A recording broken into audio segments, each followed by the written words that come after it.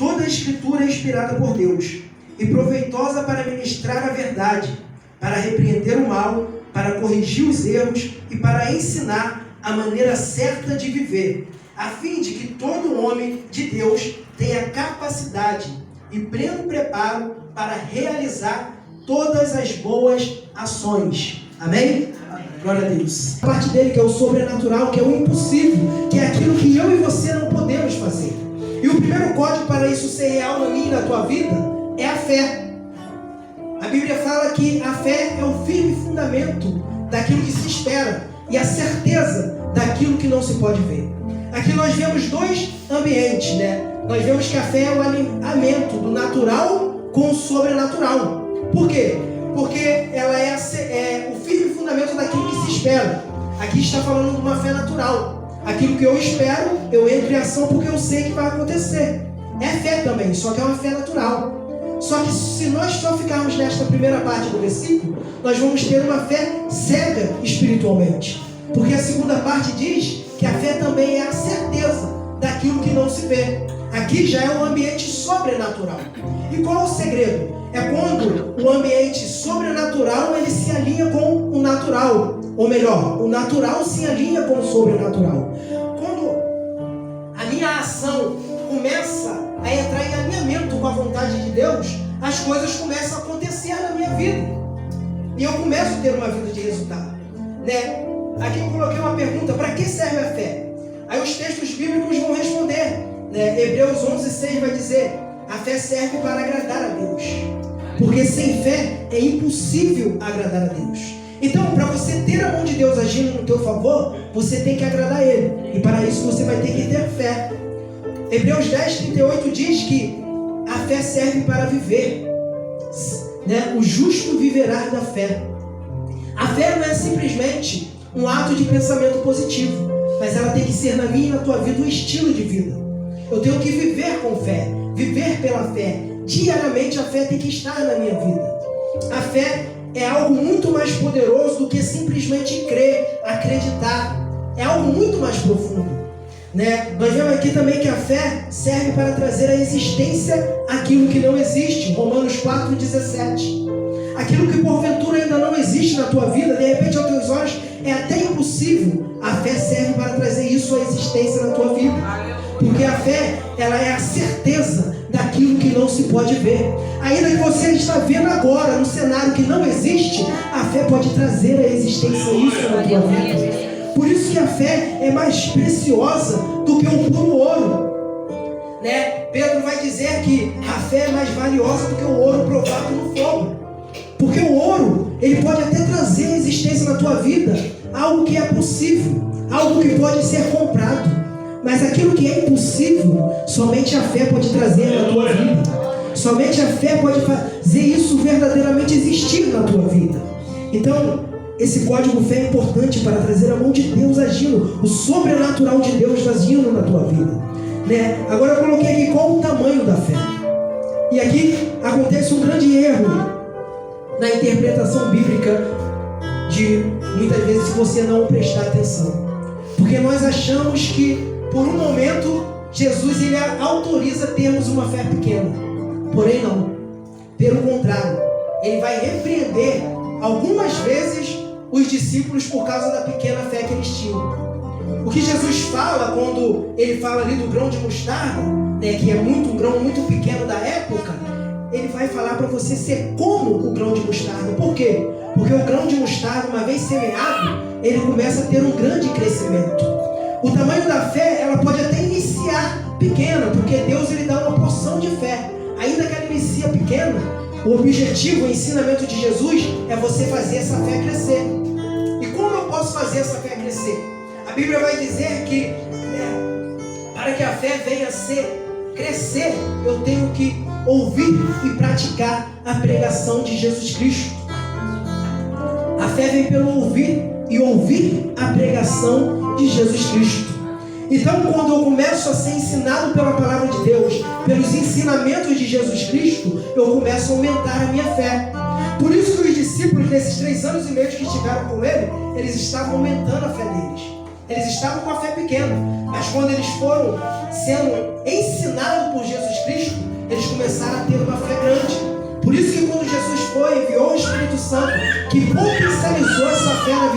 deles, eles fizeram coisas sobrenaturais. Eles tiveram resultados para o reino de Deus. E assim é na minha e na tua vida.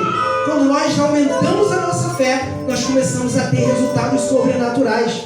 Nós começamos a alcançar o impossível. Nós começamos a alcançar os objetivos da nossa vida. Mas a fé tem que ser um estilo de vida. Aqui é interessante que no original hebraico, a fé, ela significa aqui emuná. E nessa palavra aqui nós encontramos alguma coisa importante e mais profunda do que somente crer. Porque essa palavra está relacionada a firme, fixo, confiar, fidelidade, treinamento e confirmar. Olha só, a fé então não é somente crer. A fé é confiar. A fé, ela não é somente crer. Ela tem que ser fixa, ou seja, a fé é inabalável. Nada pode abalar a tua fé. Ela tem que ser fixada na promessa de Deus. Ela tem que ser fixada nos ensinamentos de Jesus Cristo. Ela tem que ser fixada no Deus a qual você serve. É uma fé fixada. Vai vir vento? Vai vir tempestade? Vai. Mas eu permaneço com a minha fé firmada em Deus. E uma fé inabalável. Mas para isso, eu tenho que ser fiel à palavra de Deus. E eu tenho que treinar a minha fé. É treinamento. É colocar a fé em prática. Que o Deus a qual você serve é um Deus do impossível, que pode fazer o sobrenatural, ou você está deixando a circunstância, o cenário, ditar o que vai acontecer na tua vida? A fé, ela não aceita o que o cenário está dizendo. Ela aceita o que o Deus dela está falando. Aleluia. O que o Deus dela pode fazer. A confiança dela não está nos homens, não está nas circunstâncias, mas sim ao Deus a qual ela serve. Então, a primeira proposta é uma vida com fé. O primeiro código é você ter fé. O segundo código, para você ter a mão de Deus agindo ao teu favor. Isaías 48:17 diz assim: assim diz o Senhor, o seu Redentor, o Santo de Israel: eu sou o Senhor, o seu Deus, que lhe ensina o que é melhor para você, que o dirige no caminho em que você deve ir. Olha o segundo código. Deus aqui está se revelando para o teu povo como Redentor. Ou seja, aquele que verdadeiramente pode te socorrer no momento que ninguém pode. O Redentor era aquele parente, o único parente que podia socorrer, que tinha recursos para socorrer um parente. Por isso que Jó vai dizer: eu creio que o meu Redentor vive e em breve virá ao meu favor. E ele também diz aqui que ele ensina o que é melhor para você. E ele verdadeiramente é o único que pode ensinar o que é melhor para você, porque ele conhece o seu futuro. Ele sabe cada passo que você der qual vai ser o resultado. Então ele pode sim ensinar o que é melhor para você e o caminho a qual você deve ir. Ele tem a direção para a tua vida. E qual é o código para eu ter isso? É a oração. Eu só posso ter acesso a este Redentor, a esta direção, a este ensinamento, se eu tiver uma vida de oração com Deus, uma vida de intimidade com Deus, né? De uma vida constante de oração, como foi falado aqui. A oração, ela tem que fazer parte do teu dia a dia. Ela tem que ser constante na tua vida. Não tem como, eu preciso todos os dias do ensinamento de Deus para o que é melhor para mim. Eu preciso todos os dias da direção que eu devo ir. E eu só posso acessar isso através da oração, que foi o modo que Deus determinou para podermos ter acesso a Ele, a sua resposta, para colocar na nossa causa diante dEle, é através da oração. Então, o primeiro código, você tem que ter fé. O segundo código, você tem que ter uma vida de oração. Todos esses vai fazer que a mão de Deus age ao teu favor. Esses códigos servem para você dizer para Deus: Deus, eu sei que eu não consigo sozinho, mas contigo eu vou prosseguir e vou vencer. Aleluia. Deus, Ele quer isso. Ele quer andar lado a lado conosco. Como eu falei aqui da última vez que eu estive aqui, Deus, desde que o homem pecou, se afastou da presença dele, Ele tenta agora resgatar o homem para novamente estar próximo dele, e assim ter uma vida de resultado. Eu creio que Deus, pela Bíblia, eu creio que Deus, Ele tem planos bons para cada um de nós aqui. Mas para ter acesso a isso, Ele deixou a sua palavra, o manual de instrução do ser humano, para você chegar onde Ele quer, um tempo que Ele separou e preparou para a tua vida. Então você tem que ter uma vida de fé, uma vida de oração. O terceiro código é semear. Ele é muito fiel, Deus ele é justo. E por isso ele é muito fiel na questão daquilo que eu e você semeia. Só que nós temos que ficar atento, porque isso serve para o bem e para o mal. Se eu semeio algo para o bem, eu vou colher coisas boas. Se eu semeio algo para o mal, eu vou colher coisas ruins. E o semear, ele também ajuda a nos revelar o nosso futuro. Aquilo que eu estou semeando hoje, ele vai projetar o futuro que Deus tem preparado para mim. Então eu tenho que prestar atenção e escolher bem aonde eu estou semeando. Pensar bem o que eu estou semeando na vida das pessoas, né? O que eu estou semeando na minha vida. Se eu tenho um futuro para mim, que eu espero, eu projetei, eu planejei, eu tenho que começar a semear ele agora. Aquilo que vai me conduzir a este futuro. Nós muitas das vezes colocamos planos e projetos diante de Deus e achamos que Deus vai agir, vai nos dar aquilo diretamente do céu nas nossas mãos. Não, Ele vai te dar oportunidades para você chegar aonde você colocou diante dele, segundo a vontade dele. E para isso você tem que semear. Porque não adianta, irmãos. Deus ele é bom, sim, Ele quer o melhor para mim e para você, sim. Porém Ele é justo. E aquilo que você semeia, você vai colher. E então, o que tem de diferencial nisso? Nós vemos muitas pessoas ímpias que têm resultados porque estão semeando coisas. E Deus é fiel, independente se for ímpio ou se for salvo. Ele é fiel na questão de semente. Qual é a diferença de você semear com a mão de Deus agindo ao teu favor? É que o resultado é muito maior do que aquilo que você espera. Quer um exemplo bíblico? A Bíblia fala que Isaac, ele está numa terra onde a escassez chega. E quando a escassez chega, a primeira ideia que ele tem foi ir para o Egito. Porque segundo a ótica humana dele, no Egito ele teria mais chance de sobreviver. Porém Deus fala, não vai, continua aí em Gerar.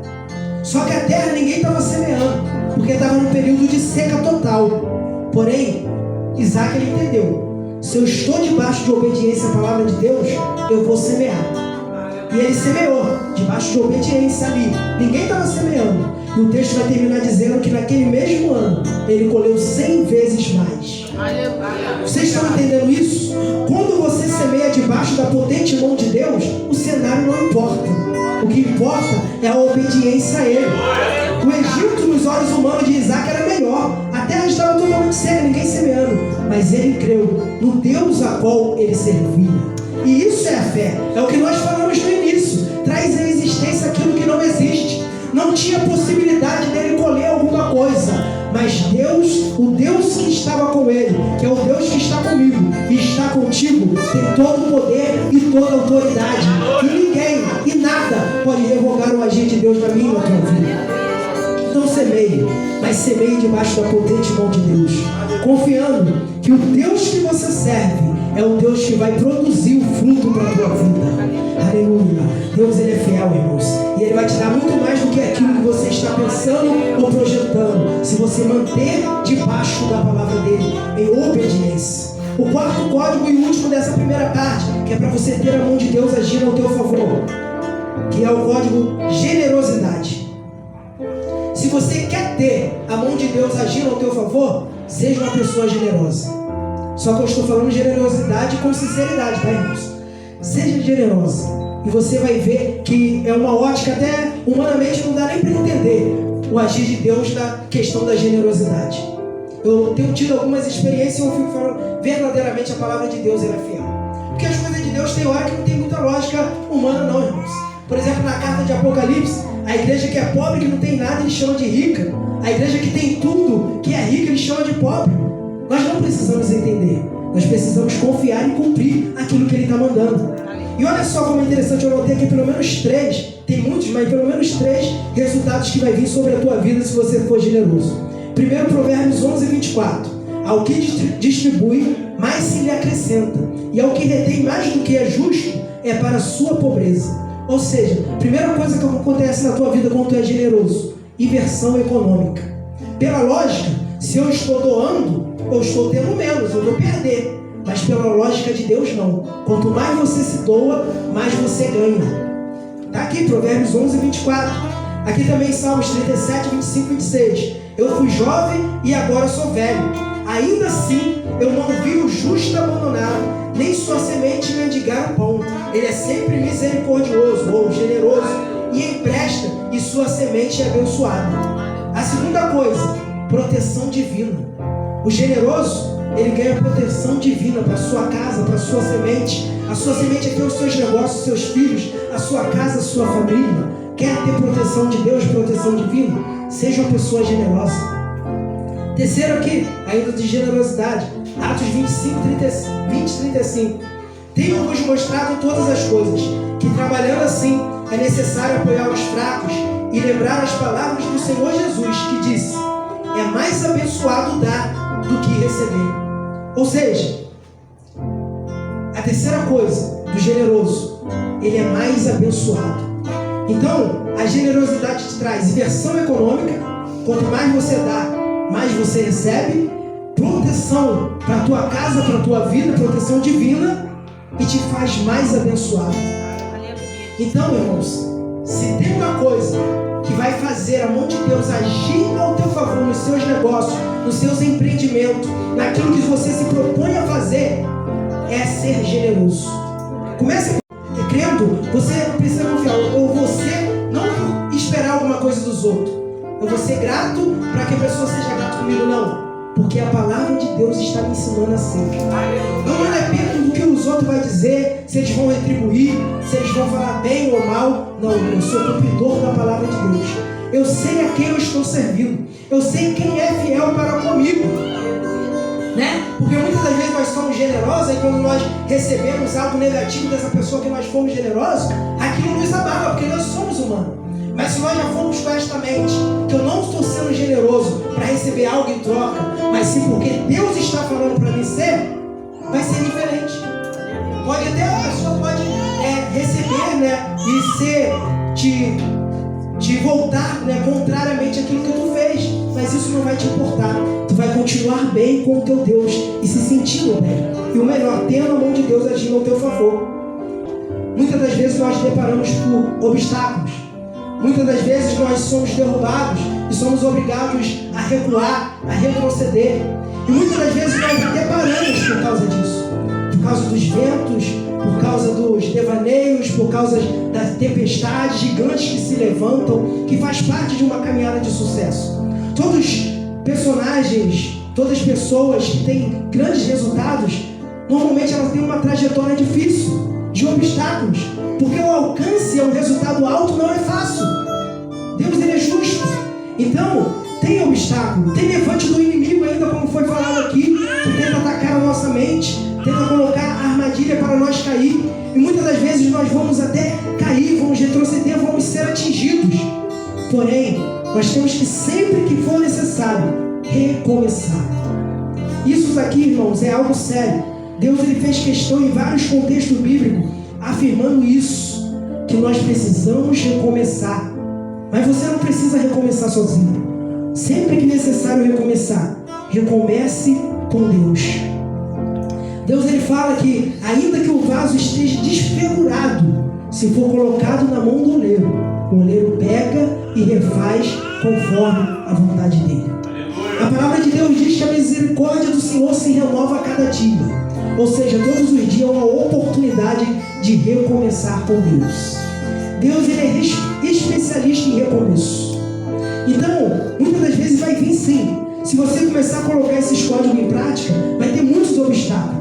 Porque uma coisa é quando você está paralisado. Quando você está num ambiente onde você não vai crescer, você não vai para frente, você não tem projeto, não tem expectativa de vida melhor, grande, de resultados, dificilmente vão acontecer coisas muito difíceis. Mas quando você começa a caminhar em direção àquilo que Deus tem preparado, separado para a tua vida, as coisas começam a ficar difíceis.